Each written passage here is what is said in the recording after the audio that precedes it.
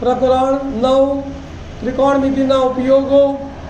ઉદાહરણ 5 સૂર્યના ઉચ્છેદ કોણનું માપ 60 અંશથી ઘટીને 30 અંશ થતાં સમતલ જમીન પર ઊભેલા ટાવરના પડછાયાની લંબાઈમાં 40 મીટર જેટલો વધારો થાય છે તો ટાવરની ઊંચાઈ શોધો. ધ્યાન આપજો ભાઈ.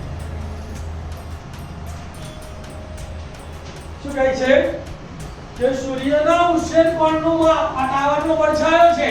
અહીંયા 60 અંશ ઉચ્છેદ કોણ એટલે સૂર્ય અહીંયા હતો અને ઘટીને ઉચ્છેદ કોણ પડછાયો આટલો લાંબો થયો ત્યારે સૂર્ય અહીંયા પહોંચે એટલે ઉચ્છેદ કોણ 30 થયો. ત્યારે પડછાયાની લંબાઈમાં કેટલાનો વધારો થયો? 40 મીટરની લંબાઈનો વધારો ખ્યાલ આવ્યો.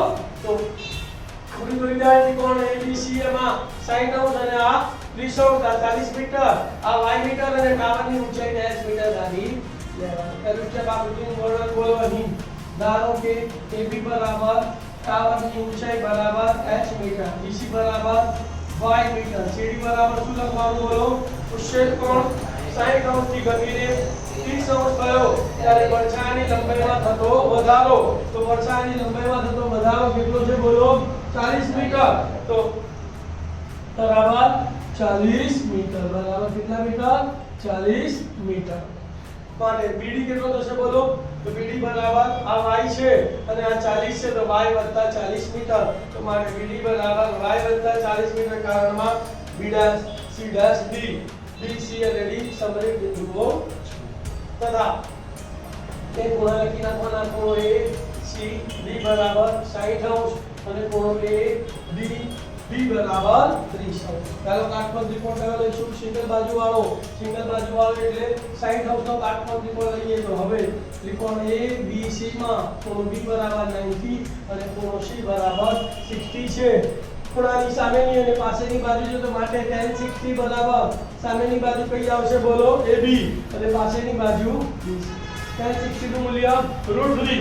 AB બરાબર h અને BC બરાબર y.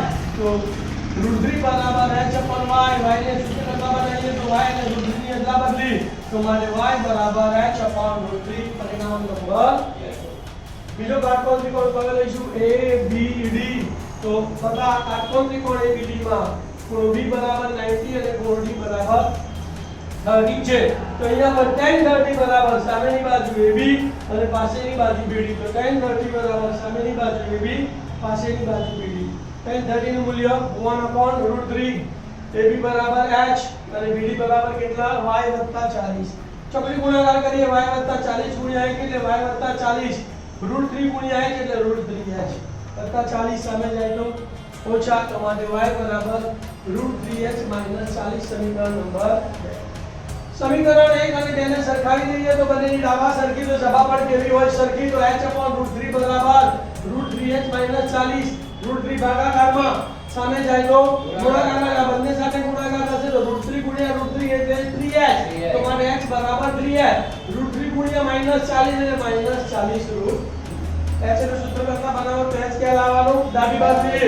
તો આ વત્તા 3h આ બાજુ આવે તો -3h. તો h - 3h બરાબર -40 એક h માંથી 3h ગયા તો કેટલા આવશે? -2h બરાબર -40 માઈનસ માઈનસ પ્લસ. બે ગુણાકારમાં સામે જાય તો h બરાબર 40 √3 ભાગ્યા 2 તો 20 * 40 h બરાબર 20 √3 મીટર. તો જવાબ શું લખી નાખવાનું બોલો?